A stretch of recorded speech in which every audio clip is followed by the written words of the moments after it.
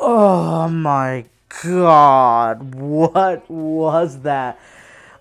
Oh, I can't, like, honestly, from now on, I elect that we call any and like every Google hardware launch event Cringe Fest, because that's exactly what it is. That's what they do. Oh my god, was the event so bad? Okay, so let me start off. Google had an event today. They announced some new smart home hardware, and they announced 2 new phones. So the weird thing was, starting right off the bat, this event was not publicized to us. Like, I legitimately did not know this event was happening a half an hour before it was. Because what happened was, I went to have lunch at 12:30, and while I was having lunch, I opened up my iPad.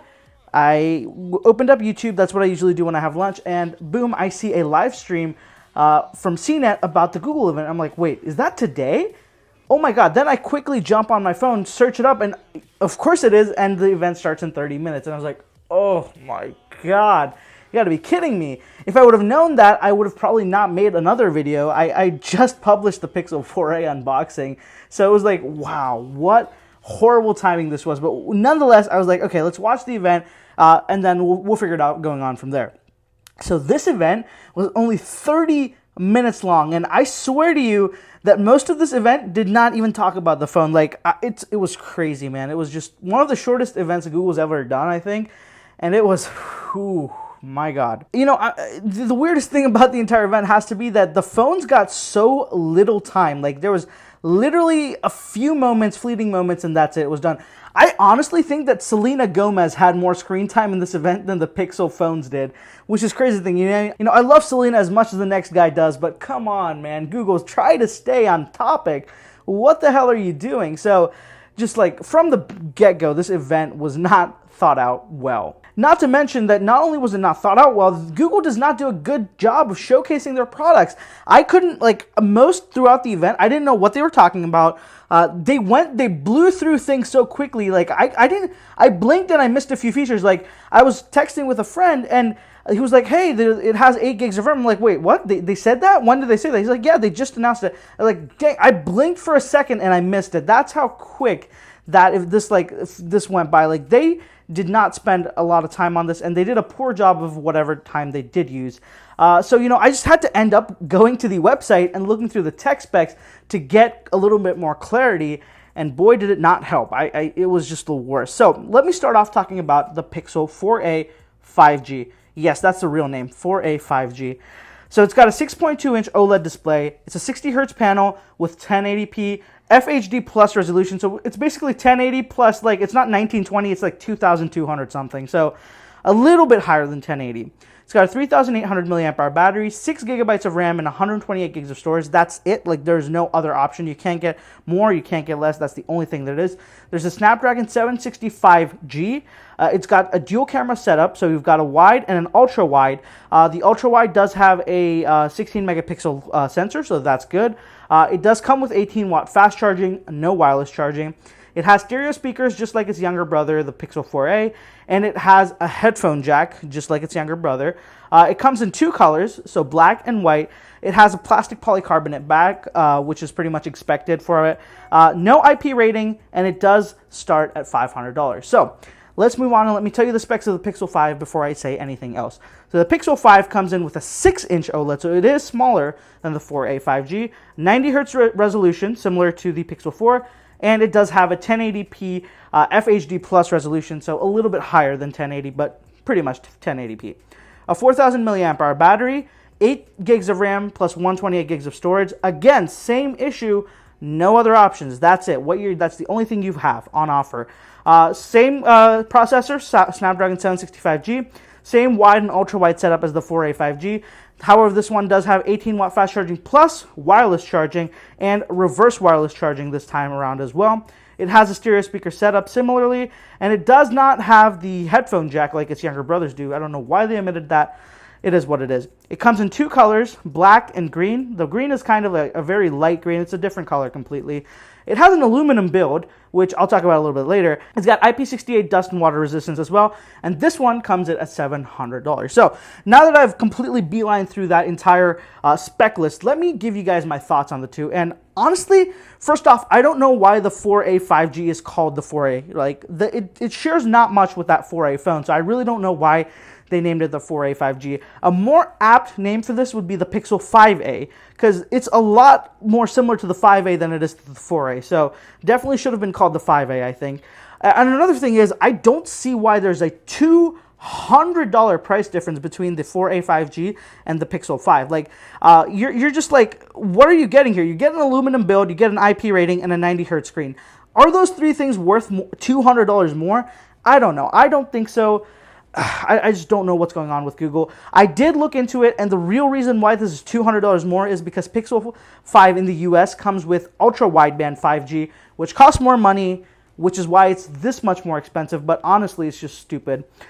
There are new camera features that they did cover, but they didn't cover it in depth. So they said there was a new nighttime portrait, so you could take nighttime, so you can take portrait photos in night sight mode, so that's awesome. There is lighting adjustments with portraits. So once you've taken a portrait photo, you can actually adjust the light around you. Like, there's literally, you can drag a little light thing, like a little sun around on your photo, and you can direct where you want the light to hit your face. That's super cool, like amazing. I'm very excited to try that out. There's also smooth camera panning on video. So they have improved stabilization, they say, a little bit more for video, so that there's more cinematic experiences. That will be interesting. I really want to try that. I film a lot of B-roll on my smartphone, so it should be super cool to see what that's like. And that's pretty much it on the camera features, right? But they're very cool, and I'm excited to try them out. Google just has a way with portrait photos especially that others don't, and I'm very excited to see how it plays out. Now, there is a new extreme battery saver mode as well. Let's just take a minute to appreciate the irony. The very tiny battery Pixel 4 and 4 XL did not have a power saving mode, but the 4A 5G with much larger batteries come with an extreme power saving mode. Like, irony is dead over at Google is what I guess is happening right now. And again, it confuses me why the Pixel 5 has a smaller display than the Pixel 4a 5G. Like, what is going on? Like, what? How? When you look at these phones side by side, how do you, like, I'm so sorry. I'm just at a loss for words here. Some of the decision-making processes that Google goes through is completely confusing. And what makes matters even more weird is that Pixel has always had the Pixel and the Pixel XL. This year, there is no XL model. It's just one model. There's no smaller or bigger. It's kind of in the middle. You've got a 6-inch display, so not as big as the previous ones, but not as small as the previous one either. So that sucks. I'm definitely going to mix the smaller ones. I know that they get a lot of hate, and I hate on them a lot too, but the size of them is just so comfortable, and I've always gotten the smaller version Pixel, so it's kind of sad to see that no longer available. And another thing that's stupidly weird is there is no extra storage tiers or options. You can't even like pay extra for them. There's 128 gig and that's it. No 256, nothing above that, nothing below that. Like, why? Why not have a 256 gig option? Like, people need storage, and you don't have an expandable memory card either. So give us more storage, Google. What the hell? And I just think that what's going on here? And going back to the Pixel 5. So it has an aluminum build, but if you guys remember, I said it has a wireless charger. So if you guys know anything about how wireless charging works, it doesn't work with metal. So if your phone has a metal back, it will not have wireless charging. So when they announced it has an aluminum back, but it also has wireless charging, I was instantly confused. I'm like, either someone made a big mistake, or Google has done something so beyond reproach that they've found a way to make wireless charging work through metal. Well, the answer is kind of neither. It's in the middle. What they did was, the phone is aluminum, but the part where the wireless charger will sit, that is apparently a resin. It's not aluminum. So basically that part will not be aluminum. It's going to be a different material, and the rest of the phone is going to be aluminum. So it sounds super cool, but I feel like this could go either way. This could be the greatest thing ever for durability, or this could be a very big problem. But I think we'll see more about it when Zach gets his hands on it and he tries to tear it down on his channel on Jerry Rig Everything. So I'm very excited to actually see that. So with that all being said, I think that overall the Pixel 5 and 4a 5G are definitely better options than last year's 4 and 4 XL. However, they're still not great, right? Google finds a way to mess it up. And how they messed it up is there's just no clear differentiation, right? Like there's no reason why the 5 should be clearly a $200 more expensive phone and why the 4A 5G should be $200 less. It just doesn't make sense. When you try to sit there and try to sell this phone to someone, how do you explain that? It's impossible in my opinion, and it's just going to confuse people. And that lineup being so confusing is going to make things difficult for Google. And I'm just trying to figure out why the Pixel 5 and 4A 5G have to exist at the same time, right? Like, what purpose does that serve? I don't get it. And speaking with the 5G, 5G is so heavily marketed right now, but let's be real, it's a joke right now. I tried out 5G, and I kid you not, I got 4 Mbps down and 3 Mbps up on T-Mobile. Like, it's a joke. Why are we paying such hardware premiums on something that's not even close to ready yet or even close to beneficial to most people? We're eating a big, huge chunk of that cost as consumers, and I don't think it's necessary right now, especially on mid-tier phones that are less than $500 to $600 or $700. This does not need to exist. All right, with all that being said, let's finish it up. The Pixel 4a 5G still doesn't have a release date. I've been checking on the website, but as at the time of filming, they don't have it. They just say, join the wait list, and then I checked on Best Buy as well, and they don't have any clear dates either.